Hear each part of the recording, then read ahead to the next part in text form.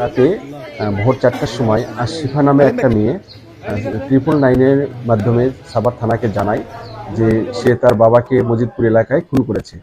তো মজিদপুর হলো সাভার থানার একটা এলাকা।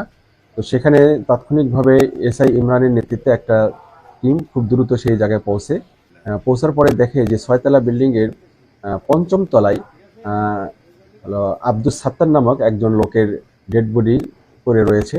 তো তার শরীরে বিভিন্ন জায়গায় ছুরির আঘাত অবস্থায় তাকে দেখতে পাওয়া যায়। দেখার পরে তখন আশিফাকে জিজ্ঞাসা করা হয় যে এটা সে কেন করেছে। তখন সে বলে দীর্ঘদিন ধরে তার বাবা তাকে শারীরিকভাবে নির্যাতন করত এবং যে করে হোক হয়রানি করত।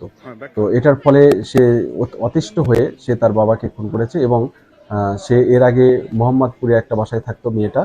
তার মা মারা যাওয়ার পরে সে তার বাবার সাথে মজিদপুরে আরও 2টা মেয়ে সহ একই জায়গায় ভাড়া থাকতো এবং তার ভাষ্য অনুযায়ী তার সাথে যে 2টা মেয়ে থাকতো তাদের যে 2টা মেয়ের মধ্যে থেকে একজন মেয়ের সাথে সে শারীরিক হয়রানি করেছে।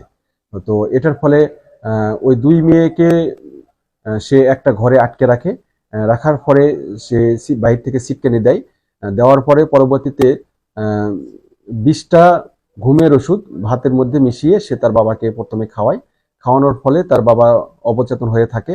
অবচেতন যখন হয়ে যায় তখন উপর্যুপরি তার ঘাড়ে এবং পিঠে এবং গলায় উপর্যুপরি ছুরির আঘাত করে এবং ছুরির আঘাতের ফলে তার বাবা মৃত্যুবরণ করে।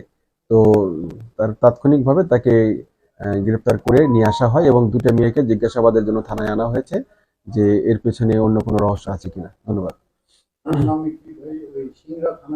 হ্যাঁ, 2023 সালে তার বাবার বিরুদ্ধে একটা মামলা করেছিল সে।